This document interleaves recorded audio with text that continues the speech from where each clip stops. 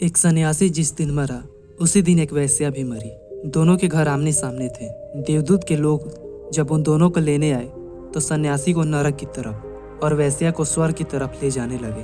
तभी सन्यासी ने कहा, रुको रुको, लगता है तुमसे कोई भूल हो गई है। यह क्या उल्टा पुल्टा हो रहा है? सन्यासी को नरक की तरफ और उस वेश्या को स्वर्ग की तरफ क्यों? जरूर आपको ऊपर सुनने में कोई भूल चूक हुई है। संसार का इतना बड़ा काम है, भूल चूक हो सकती है। जब यह छोटे मोटे राजा इतनी बड़ी बड़ी भूल कर देते हैं तो पूरे विश्व की व्यवस्था में भूल हो जाना आश्चर्य की बात नहीं है। इसलिए तुम लोग फिर से पता लगाओ, जरूर मुझे स्वर्ग और इसे नर्क मिला होगा। उन्होंने कहा, नहीं, भूल तो नहीं हुई, लेकिन मामला तो साफ दिखता है। यह वैश्या है और तुम सन्यासी। इसे नर्क और तुम्हें स्वर्ग मिलना चाहिए, लेकिन भूल हमसे हुई नहीं है। संदेश हमने साफ साफ सुना था, पर सन्यासी मानने को तैयार नहीं था, इसलिए वो गए। लेकिन फिर से खबर आई कि भूल चूक नहीं हुई है, जो होना था वही हुआ है।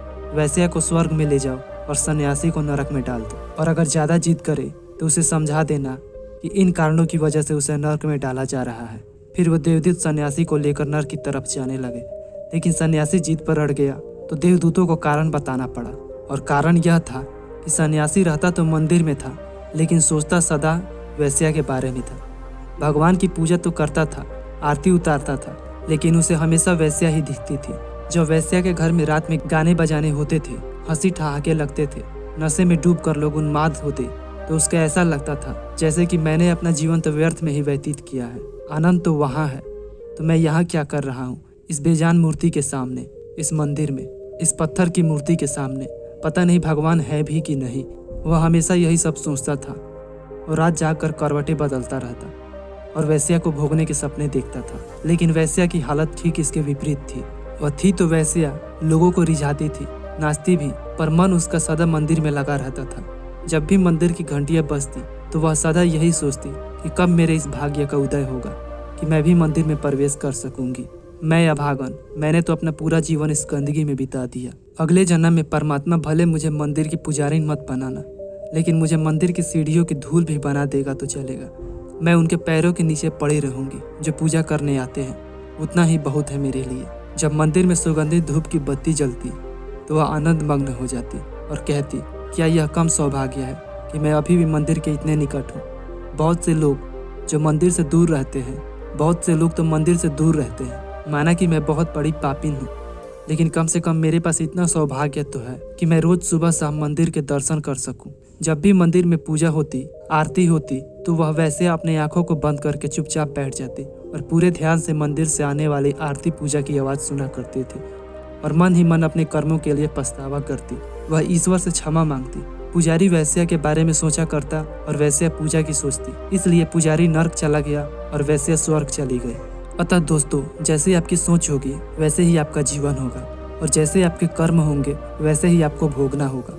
असली सवाल यह नहीं कि हम बाहर से क्या है, असली सवाल तो यह है कि हम भीतर से क्या है। भीतर से ही सही निर्णय होता है। गौतम बुद्ध ने भी कहा है, तुम्हारे विचार ही तुम्हारे कर्म हैं। अतः अगर हमारे विचार ही बुरे हैं तो कर्म भी बुरे ही होने हैं। हमारे विचारों में बड़ी शक्ति है, यह विचार जो एक इंसान को महान और दूसरे को शैतान बना देती है। इसलिए विचारों की शक्ति को समझना और इन विचारों पर ध्यान देना बेहद आवश्यक है। हमारी सकारात्मक सोच, सकारात्मक संवाद और सकारात्मक कार्यों का असर हमें सफलता की ओर अग्रसर करते हैं। वहीं निराशा तथा नकारात्मक संवाद व्यक्ति को गलत दिशा में ले जाते हैं, क्योंकि विचारों में बहुत शक्ति होती है।